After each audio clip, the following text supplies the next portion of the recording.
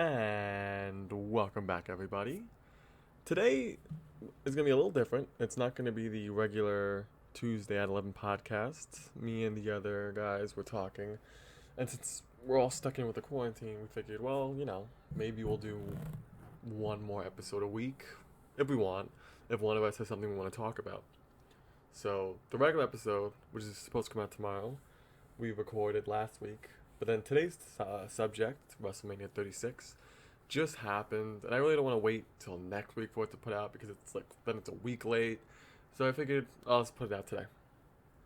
So WrestleMania 36 was last night, and the night before that as well, since it was 2 nights.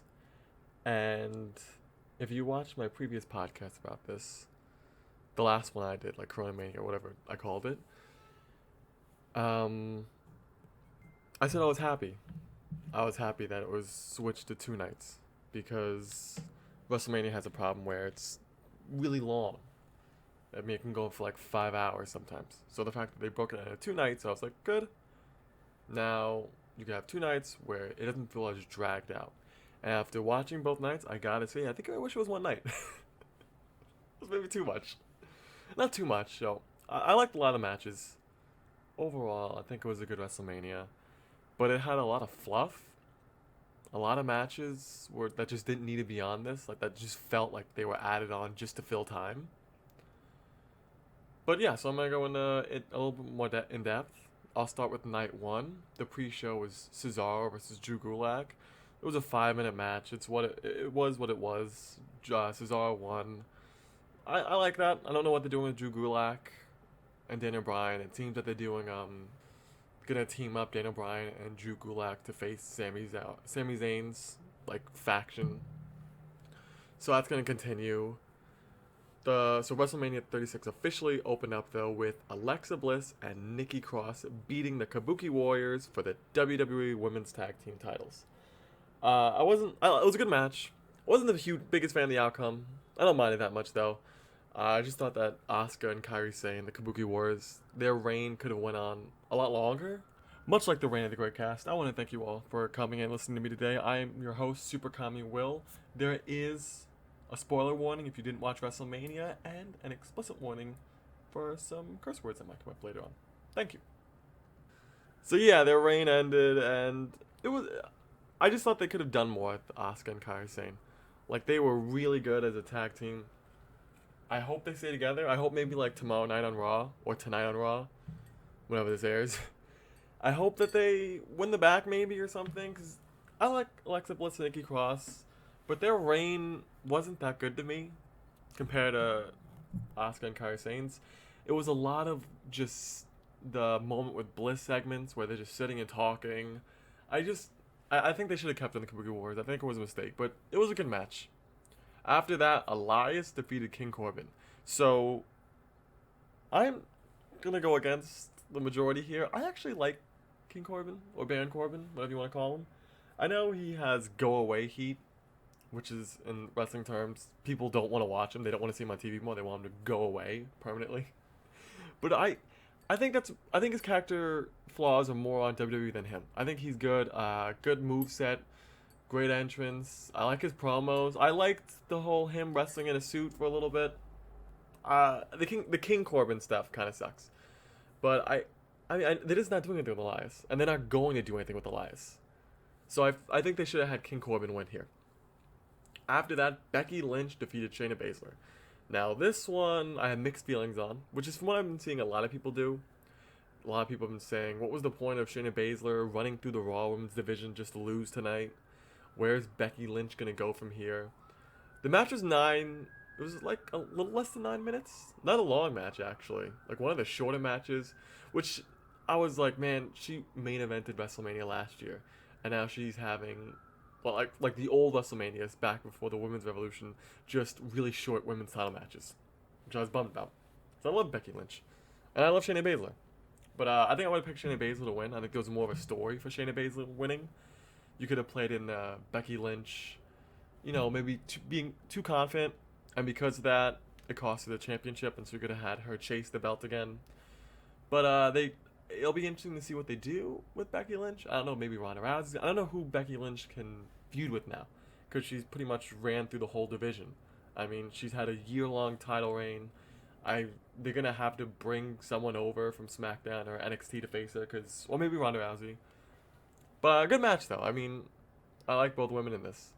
After that, Sami Zayn with Cesaro and Shinsuke Nakamura. He defeated Daniel Bryan with Drew Gulak to retain the Intercontinental Championship. It was a good match. I mean, both Sami Zayn and Daniel Bryan are amazing wrestlers. Sami Zayn retains the championship. Like I said from the pre-show match, I think the feud is gonna continue. Maybe it'll involve the tag team titles at some point, like maybe Cesaro and Shinsuke. I know Daniel Bryan's contract, I think, is up within the year, like SummerSlam around that time. Who knows if he's gonna resign? I think he said that he's not gonna do any more full-time contracts, like wrestling every week. He wants to do more of a part-time. So it'll be interesting. I'm curious to see what they do with all this, and Drew Gulak as well. Because I'm not a huge Drew Gulak fan, but he's alright. And putting Daniel Bryan in another tag team, it seems like to me ever since the title reign, he's kind of just been floating around, not doing much. So I hope this leads to like something more. I hope it's not just kind of dropped on next episode of SmackDown. The match after this, so it was a triple threat ladder match for the SmackDown tag team titles. And usually, and almost every tag team match ever, it's 2-on-2. Or in this case, it would have been 2-on-2-on-2. But The Miz, who was one half of the champions, I think he self-quarantined? Not confirmed if he has or not, as far as I'm aware. So they made it into a triple threat match where each team had one representative in the match. So John Morrison was the champion, defending for both him and The Miz, versus Jimmy Uso, who's one half of the Usos, versus Kofi Kingston, who's a part of the New Day. And it was an amazing match. I'm a huge fan of all three teams and all three wrestlers in this match. John Morrison retained the title.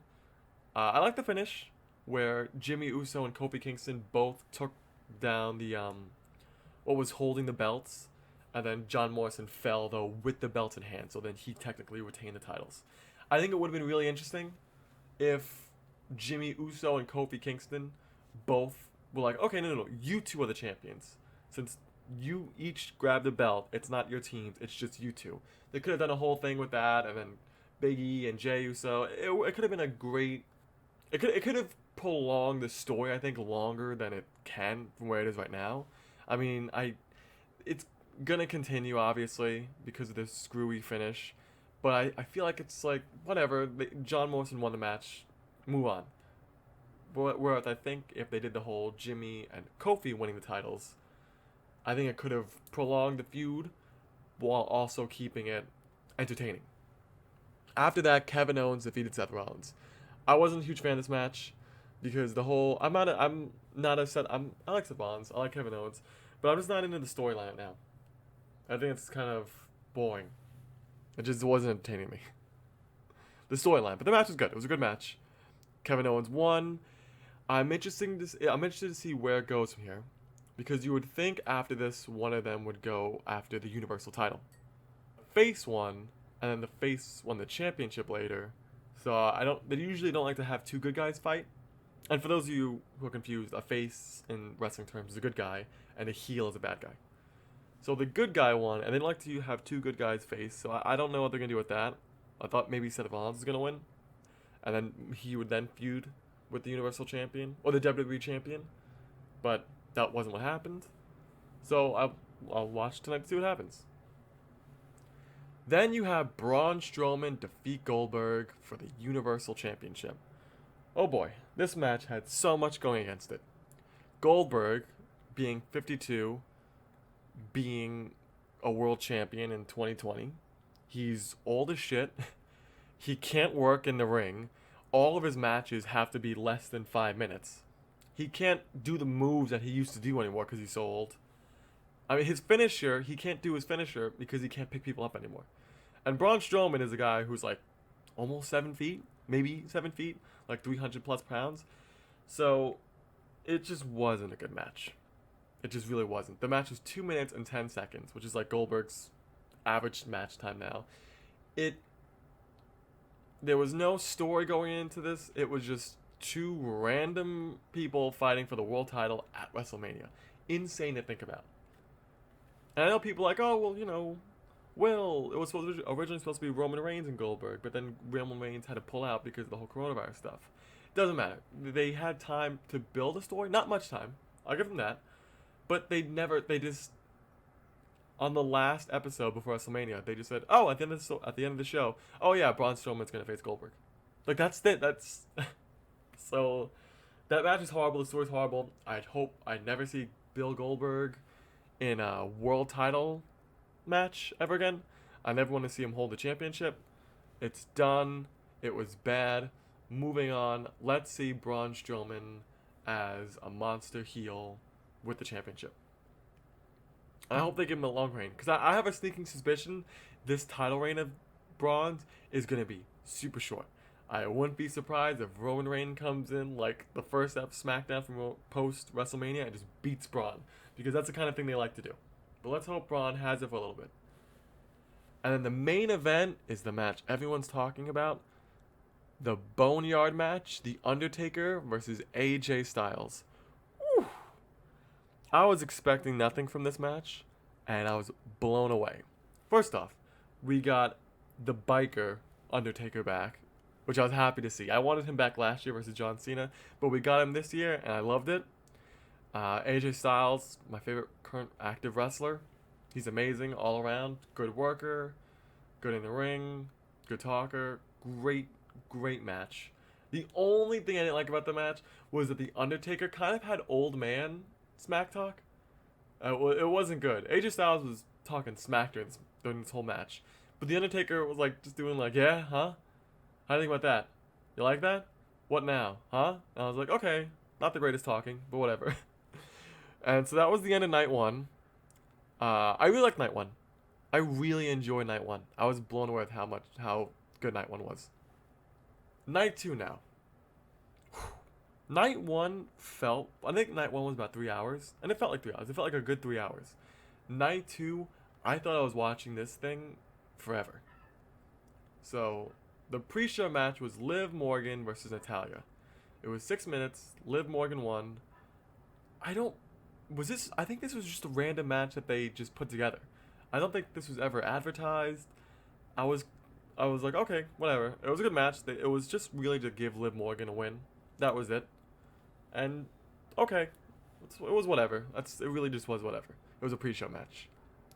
The first match, officially for night two, was Charlotte Flair beating Rhea Ripley for the NXT Women's Championship. I don't know what they're doing with this. I was a Charlotte fan.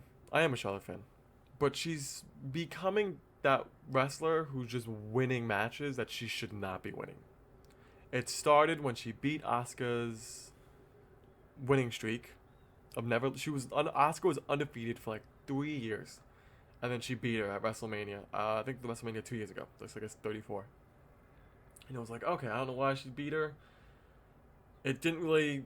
It did nothing to push either character. It just like diminished Asuka. Then last year's WrestleMania, it should have been Ronda Rousey versus Becky Lynch. It wasn't. It was Charlotte. It was a triple threat match, and again, Charlotte beat Asuka like 2 weeks before the WrestleMania. Took the SmackDown Women's title, and then it was a triple threat match. I don't know. She was in the match. She didn't help the match. She took away from the match. Okay.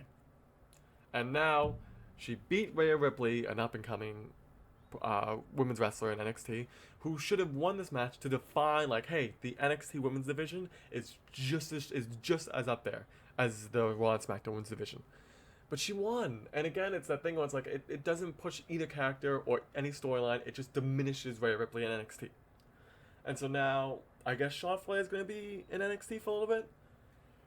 And I'm just afraid that they're going to have her beat everyone in the division. I don't know. I don't know what they're going to do with this. I like the match. I'm not even a huge fan of Rhea Ripley. Like, I don't really like Rhea Ripley. I like Charlotte Flair. But Rhea Ripley should have won the match. It was what it was. Moving on. And this match was the second match. Aleister Black versus Bobby Lashley. Woo, this was a random Raw match. This was the real first match that I was like, this is just fluff. Like this should not be here. I don't like Aleister Black. I know people like him. I think he's a cool entrance. I would never believe that he'd beat Bobby Lashley in a wrestling match. Bobby Lashley is a legit MMA fighter who fights for Bellator, I think, and he has a pretty good win-loss record. Like a overwhelming majority of his MMA fights are wins.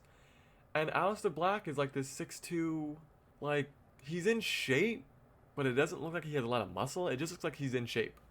And Bobby Lashley is like 6'3", 6'4", and jacked as shit. And I was watching this, I was like, why is Bobby Lashley losing to this guy? Aleister Black is terrible on the mic. He's okay in the ring. I don't know what... It's been like 2 years of Aleister Black on the main roster. Like, eventually, are they going to do something with him? I don't think he's ever going to be a main eventer. I see him as like winning a few mid-card titles. Bobby Lashley can be a main eventer. Bobby Lashley should have won this match. I think it was a mistake to give it to Aleister Black. I think Bobby Lashley could give more to the company. So that was the match. After this was maybe the most hyped match from SmackDown. Otis defeated Dolph Ziggler. I'm a Dolph Ziggler fan, and this storyline has made me an Otis fan too. It was, I think, the match maybe the match everyone wanted to watch, and it was an amazing match. I loved it. Otis, it was like 3 months of build between Otis. It's, if you don't watch it, it's hard to describe. If you watch it, you know. It was just a great match. I loved it. It would have been better with the crowd, because you have to remember, with the whole coronavirus going on, all of this was filmed in front of no one, really. Like, it was just an empty arena. But it would have been better with the crowd, because the crowd really wanted this to be there for this match. But it was still a great match. I think Dolph Ziggler's first singles match at WrestleMania, which is crazy to think about. But I loved it. Then you have Edge versus Randy Orton in a last man standing match. There's a lot to talk about this one. The match was 36 minutes, which is maybe one of the longest WrestleMania matches I think I could think of. The beginning of the match was a little slow, but I really enjoyed like the last half of this match. From what I can understand, a lot of people didn't like this match. The time, they thought it was a little boring at parts, and they thought the time was just too much. I mean, this was the most important match going into WrestleMania. I'm surprised it made event. It was like just thrown in the middle of this one of night 2. I liked it. Edge is my favorite wrestler of all time. Huge Randy Orton fan. The story going into this, their history, just an amazing match. Loved it. Loved the outcome. Can't wait to see where Edge goes next, and can't wait to see what Randy Orton does. I mean, they bloodied each other up. They beat the crap out of each other. The only negative part I felt about this match was commentary. They were fucking boring. I forgot who the commentators were for this match, but they were like almost not talking about the match at certain points. Like when they're fighting, they're like, oh, that's the warehouse that they're doing right now. We use that warehouse, to store things that we use for. And I'm like, why are you talking about that? I don't give a crap about what's in the warehouse. Why are you have two guys beating the crap out of each other, and then you have the commentators talking about the fucking objects that they use for other events. I'm like, Jesus, shut up. But it was a great match. Loved it. Like I said, can't wait to see what happens with Edge. So happy he's back. After this, you had another fluff match with the Street Profits versus Angel Garza and Austin Theory with Zelina Vega for the Raw Tag Team titles. Now, this match has a crazy backstory. The backstory is it was originally supposed to be Rey Mysterio versus Andrade for the U.S. title. Then Rey Mysterio got the coronavirus. So then it was the Street Profits defending the tag titles against Andrade and Angel Garza. But then it's like, Andrade was in the match with Rey Mysterio when Rey Mysterio had was rumored to have the virus. So then Andrade is pulled from the match. So then you have a random guy thrown with Angel Garza for the titles. You knew they weren't going to win the titles because it's two random people that weren't even supposed to have WrestleMania matches. This match was like, it was 6 minutes, wasn't long, but it didn't need to be on the match. It didn't need to be there. Street Profits won. I'm a big Montez Ford fan. Zelina starts hitting Montez Ford, I think, after the match. Then you have Bianca Belair come out, who's, I think, dating Montez Ford in real life. I'm not sure if they're dating or married. I think they're dating. But I'm a huge, huge Bianca Belair fan. Huge Bianca Belair fan. So maybe she's on Raw now. I'm not sure. But you'll find out, I guess, maybe on Raw. After this, you have the Fatal 5-Way match for the SmackDown Women's Championship. Bayley won. She was a champion, so she successfully defended it. Don't know why this match was what it was. It should have been Bayley versus Naomi, but they blew that match at that last Saudi Arabia show. So then they're like, well, what are we going to do for WrestleMania and Bayley? And they were like, I don't know, just throw everyone on the freaking roster against her. It was a good match, but it was just, it wasn't the match I guess I wanted to see. And this is all building towards Sasha Banks and Bayley at SummerSlam. And sure, whatever. After that, The Fiend versus John Cena in a Firefly Funhouse. Now, everyone loved this match. I hated it. I thought it was goofy. It was the opposite of the Undertaker match. This isn't what I wanted to see. I wanted to see, like, creepy, scary. I got, like, wacky and silly. And then the ending was so confusing, I didn't even know what was going on. I was just so confused. What I would have wanted for this match would have been John Cena's transported to the Firefly Funhouse, and it's all like decayed and creepy, not what we see on TV. And he's almost a little intimidated by the set. And then you have, instead of him like reliving past like big moments in his career, I would have had old big feuds he had, like maybe Kurt Angle, Triple H, wrestlers they can get who you remember his matches for, and I would have had them like warped and twisted, like almost decaying, like almost like they're zombies. And I would have had him wrestle each one of them in the Firefly Funhouse for maybe like 3 minutes at a time, and then they vanish. And the whole point is he's trying to overcome his past. And then when he gets to Bray Wyatt, he beats Bray Wyatt, but then the Fiend comes out and beats him clean. I think that would have been way cooler and way more with the Fiend character.